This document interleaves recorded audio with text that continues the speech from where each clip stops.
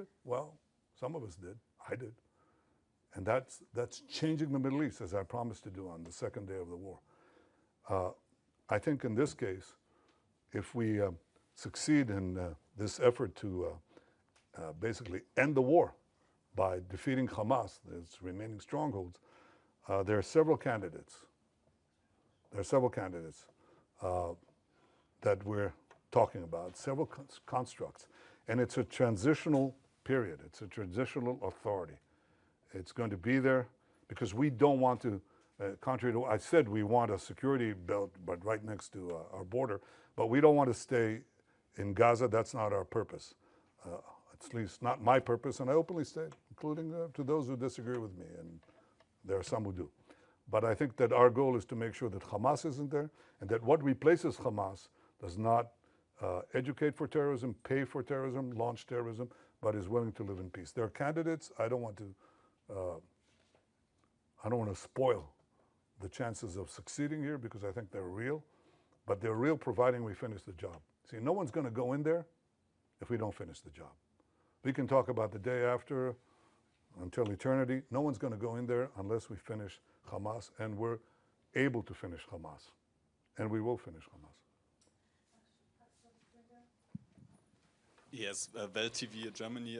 Thank you, Mr. Prime Minister. So the German Chancellor has once again defended his decision not to send weapons to Israel, which can be used in Gaza. He said a friendship can and must withstand that. From your perspective, what has changed in this relationship? Look, I respect Friedrich Merz. I think he's been a good friend of Israel, but I think he's buckled under. He's buckled under the pressure of false TV reports, the pressure, internal pressure from various groups. And I can say this, and I don't want to talk about him specifically, but I want to say this. Look, maybe some choose to forget October 7th. We will not forget what happened. And we will do whatever it takes to defend our country and defend our people, defend our future. We will win the war, with or without the support of others. But I think that there's an issue here. And the issue is many leaders tell me, look, we know you're right, but we can't stand in the face of the public opinion in our country, especially European leaders. They tell me that over and over again. And I say, that is your problem. It is not our problem. It is not our problem. You know? In Munich, everybody celebrated Munich. Everybody celebrated the capitulation in Munich, the Munich Peace Conference, peace in our time. Okay? And everybody lambasted Churchill who opposed it. So what? The difference now is maybe they thought then that there was a real chance for peace by succumbing to the Nazis. But I don't believe anybody seriously thinks that now. And we're facing neo-Nazis.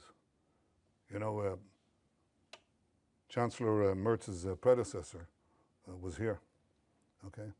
And on the first or second day of the war, he was there on the first days of the war. And he told me, he said to me, they're exactly like the Nazis. And they are. And we're not going to leave.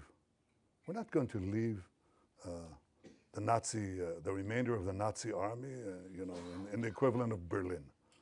You know, don't go into Berlin and don't finish off the Nazi army, the German army. Of course not. I mean, that's what people are telling us to do. And I'm not going to do it. And the Israeli people are not going to do it. We're going to do it. And we have enough criticism within, but the majority of the people, if you really check it, the majority of the people say, that's a result we can't afford if we want to live here. So we're going to do what we need to do. And I hope that Chancellor Merz changes his policy. And you know when he'll change his policy? For sure? When we win.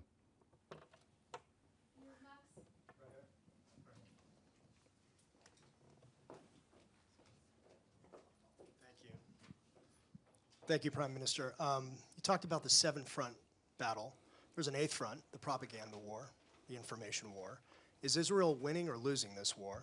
And also, have you spoken with President Trump since the Security Cabinet approved this plan? If so, can you share some of the details of that conversation? If not, do you plan on speaking with him at some point soon? And is he planning to also come to Israel at some point? Well, I suggest you ask him that. But I haven't spoken to him since next Thursday. Yes, I intend to speak to him very soon. You asked about, sorry, could you repeat the first part of the question? The first part was about the propaganda. Oh, the propaganda war? Well, look, no, I think that we've not been winning it, to put it mildly. I think there are vast forces that are arrayed against us.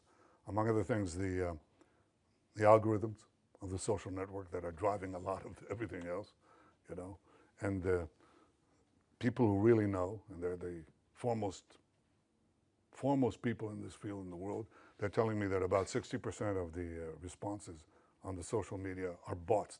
They can categorically say they're bots.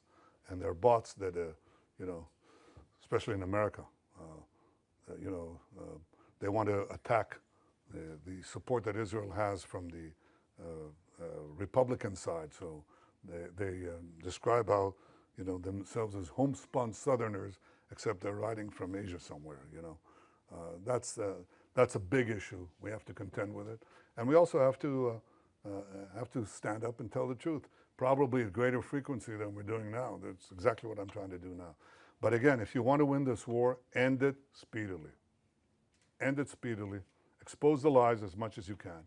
End it speedily, and that's how you win the war. You win the war, the propaganda war, by winning the war and winning the peace. That's the simplest way to do it. And it's about time to do that. Sky News UK. Next question, please. Last question. Thank you, Prime Minister. Given what the IPC says is the unfolding spectre of famine in the Gaza Strip, would you accept that your 11-week blockade, complete blockade on Gaza, played a role in that? And also, given the killings that we have seen at the GHF aid sites, how will you guarantee that that kind of disaster will not happen when you have 1 million more people displaced? Thank you. Well, number one, the problem that we had was trying to stop Hamas looting. There's no question there was Hamas looting. Everybody saw it. You could see it. Hamas terrorists taking over trucks and so on. We tried to do two things simultaneously: stop the trucks and bring in the trucks through the GHF distribution points. Okay, it wasn't successful. And it wasn't successful, among other things, because Hamas interdicted also the GHF program, the distribution point. So Hamas created this problem, and it was directed against us. Immediately, we have a starvation policy, which is completely false, any more than we have a genocide policy, which is equally false. We don't. Not this, not that. I don't know of a country that texts millions of messages to civilians to get out of harm's way, giving up the element of surprise, or calling them individually on cell phones. Yet Israel is accused of genocide. It's absurd. Or starvation policy. But there was a problem of deprivation.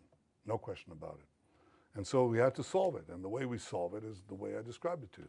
And there are now not 0 trucks, but at least in, I think last time I checked, hundreds of trucks that went into Gaza. That's alleviating the situation. Now we want to increase the number of distribution sites. So there's not, basically you answer this problem, or you solve this problem by the law of supply and demand. If you have a lot of supply, if you flood Gaza with food, which some of it will be pilfered, there's no way to get around that, will be looted by Hamas, but you'll have, if enough food reaches the marketplace, so to speak, then you'll see a difference. And you know what the difference is? How do we know for sure there's a difference? Because we monitor, as any one of you could, the price of food in Gaza. It's plummeted. It's plummeted ever since that we decided to take to do the humanitarian surge. And it'll plummet more if other countries join us. So I called on other countries to join in the airdrops. I actually called them to help persuade the UN to move those trucks, because every truck that goes in brings down the price of food. That's what happens. And when you have no shortage like that, then you don't have also the crowding around distribution points. And by the way, a lot of the firing was done by Hamas, seeking to have response by our forces, and very often they didn't. They held back. They stayed their fire, even though their own lives were on the line. Yeah. We're done. Thank you, Prime Minister. We're done? We're done. Well, I couldn't resist that one. Thank you. Oh, okay. Matthew Doran from ABC Australia. Yeah. You've seen countries such as the UK, Canada, France say that they will support Palestinian statehood in the next short while. You've described that as a reward for Hamas here. Other countries like Australia are also walking down this path, not quite there yet. How much of this is a reward for Hamas, and how much of it is actually countries like those who have repeatedly said Israel does have a right to defend itself, but are now struggling to stomach what they're seeing you and your military doing in Gaza?